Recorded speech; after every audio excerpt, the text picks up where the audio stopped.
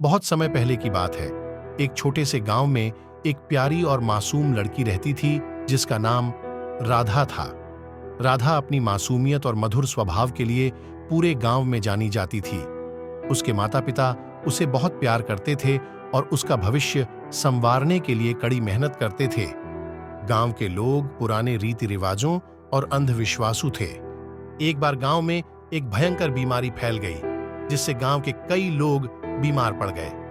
गांव के बुजुर्गों ने सलाह मशविरा किया और निष्कर्ष निकाला कि गांव पर किसी शाप का साया है। उन्होंने यह मान लिया कि इस शाप को दूर करने के लिए देवी को खुश करना होगा और इसके लिए एक इंसान की बलि देनी होगी। इस निर्दयी विचार से गांव के लोगों ने राधा को बलि के लिए चुना। राधा के माता पिता ने अपने बेटी को बचाने की हर संभव कोशिश की, लेकिन उनके प्रयास व्यर्थ गए। गांव के लोगों ने उनकी एक न सुनी और अपने अंधविश्वास के आगे उनके प्यार को कुचल दिया। राधा को एक शुभ मुहूर्त पर बलि स्थल पर ले जाया गया। वह बहुत डर गई थी।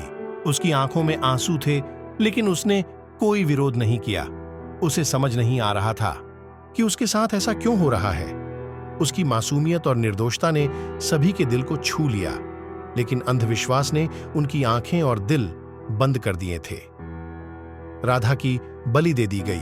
उसके माता पिता के रोते हुए चेहरों और उसके मासूम चेहरे ने गांव के लोगों के दिलों में एक पल के लिए भी दया उत्पन्न नहीं की। राधा की बेवजह जान चली गई और उसके माता पिता के जीवन में हमेशा के लिए अंधेरा छा गया। इस हृदय विदारक घटना के बाद गांव में बीमारी का प्रकोप कम नहीं हुआ, लेकिन राधा की मृत्यु ने गांव के लोगों के दिलों में एक गहरा निशान छोड़ दिया। कुछ समय बाद गांव के लोगों ने समझा कि उनकी बीमारी का कारण अंधविश्वास और कुप्रथाएं नहीं, बल्कि उनके अस्वस्थ जीवन शैली और सफाई की कमी थी। इस कहानी से हमें यह सीखने को मिलता है कि अंधविश्वास और कुप्रथाओं में विश्वास करने से हमें कुछ भी अच्छा नहीं मिलता।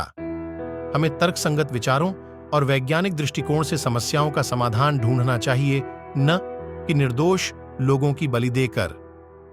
राधा की मृत्यु ने गांव के लोगों को यह सिखाया कि बिना वजह किसी की जान लेना कितना गलत है और इससे कुछ भी हासिल नहीं होता।